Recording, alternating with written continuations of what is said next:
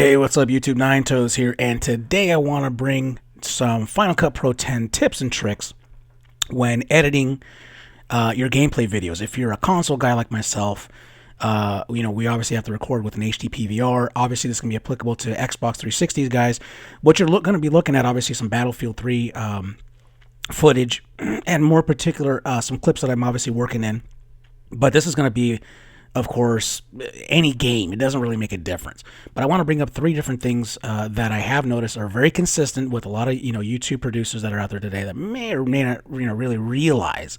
But I definitely have noticed, if you will, that are not kind of really being adhered to. So if you're a PC guy, once again, what are the odds of you gaming on a PC and editing on a Mac? Just not probably very likely. But the good news is these three things that I want to bring to the table are, however, applicable to your favorite video editing software. So, of course, me being the Mac guy, the Apple guy, I happen to have a little bit of a bias to Final Cut Pro 10 and Macintosh computers. So, with that said, let's get back into it.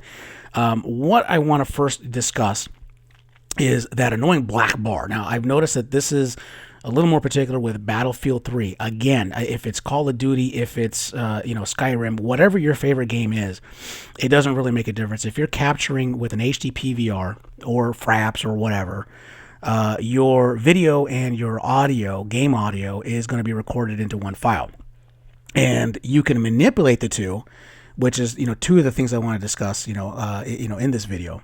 But again, it's just something that I know a lot of people are kind of just ignoring. So the first thing is, like I said, that black bar. And I'm going to show you my own channel with my last Operation Firestorm Team Deathmatch video that I did, that I didn't heed my own advice here. You can see I have that annoying black bar. I color corrected the video a little bit, but because I was kind of, I guess I was kind of rushed to put it out there, I kind of forgot this one little tip. So, and it's one long gameplay, so it was just real simple to just, render that one portion out, and obviously, get it right. So here I'm going to obviously open up, on one particular clip I'm highlighting. You can do it obviously on, several, as you can see here, but I want to focus on just this one, just for again, for illustrative purposes. So go back into the one, there's that eye in the middle to the right there for your, what is known as your respector. I want to go to scale, and what seems to work best if you're working with Battlefield 3 videos is between 102 and 103%, 102 and 103%. So that, again, the idea is that what you're literally doing is zooming in. So the black bar at the very top is gone, and obviously your HUD elements in your lower left and your lower right are going to be kind of brought a little forward, if that makes any sense. In other words, it's going to obviously be bigger on the screen. So, but again, it gives it that additional polish, that additional look. It's there's nothing like having a super expensive suit, but with the wrong tailor, it's going to look like crap.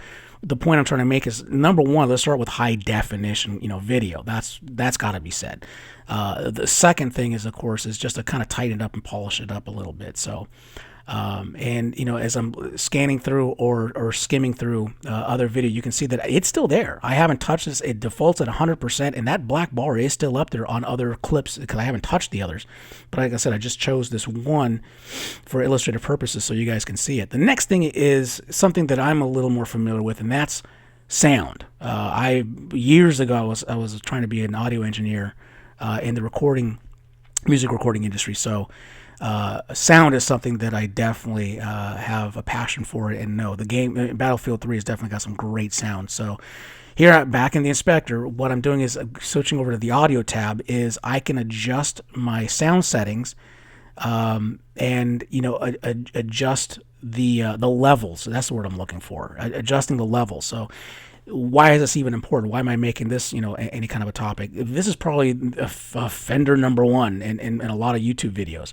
Is I can't hear you if you're doing a commentary in some cases, not all, but in some cases. The idea is you want to cap out, you want to max out at the very top when you're editing your videos at around -3, -2 if you're really pushing it. But you definitely don't want to be flat 0 dB and even higher, because then you'll be peaking, and then of course you're gonna have distortion, and people are gonna be hating your stuff. And if you wonder where your dislikes are kind of coming from, that's kind of an issue there. But here's an example, coming back to my channel. I need to be right about there so that I can hear you. And this was a commentary video that I obviously worked on that you can clearly see obviously on my channel. I don't need to, turn around and pull my volume bar all the way up to listen to you, because if I can't really hear you, and your visuals are janky, and if it just looks like you just recorded your video with a potato, I just, again, if I can't stand it, the odds are I'm sure the most of the community won't be able to stomach it either, and will probably pass on your video. I'm sorry to say it, but I mean, it's YouTube. What do you want? I'm not trolling, but I know that you and I both know that there are a lot of trolls out there that will say something retarded about your video. And again, it's it's putting quality out there, and it's a couple of different little things that will help. So if you're commentating, I need to be able to hear you. Adjust your levels accordingly so that we can hear you. Here I'm highlighting a part, in the video, and this is gonna be my last tip, a mask, and how to basically create a mask. Here I'm gonna obviously use Photoshop to do so. Yeah, okay, I'll replace it. I totally forgot. I'd already kind of mocked up something real quickly earlier. But here's what I'm talking about. In other words, I want to draw my viewers' attention to something on the screen. And in this case, it's the portion right above the HUD where it says US versus RU in another video that I'll be working on. And again, it's going to be static on every clip because it's in the same position, every place. The first thing you want to obviously do is make certain you do your changes with your scale first. In other words, remember, I scaled this particular clip at the 102 and a half. And so it comes out obviously proper. So first thing I'm going to do is create a new layer, fill it 50% gray at 75% opacity. And I get this. I get that obviously that phase looks like I'm driving in a fog, right? I'm in London right now. Well, what I'm going to do is select the part that I want obviously to, knock out or punch out. Boom. This is kind of what you're going to see when I obviously, make the video. Is now I've knocked that portion out. But what I'm going to obviously want to do to really dry your eyes is to basically, put a line or a stroke around it. So here, my signature orange color that I usually always do. Oh God, 10 was a little too much. Again, use obviously your discretion to, whatever you like or whatever you think is going to look best, obviously for your video. Here, I'm just going to switch it down to 7, so at least it's a little more eye appealing. Deselect, and then here's kind of what it looks like when I obviously turn off that layer of my one reference still image that I took obviously for my video. So there it's done. I want to save it as a transparent PNG file so that I can, when I do import it into my timeline, you are going to basically see, oh yeah, I totally forgot.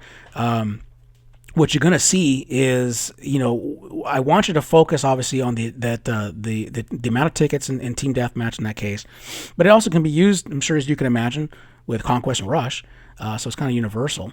But here, I obviously imported the file. I'm putting it into my timeline, and here's what it's going to basically essentially look like when I render it out into my timeline. It's there. See that? Real quick and simple. So not too much time was obviously, spent doing that one. But some tips and tricks for you guys. Hopefully you guys enjoyed, and see you guys until the next round. See ya.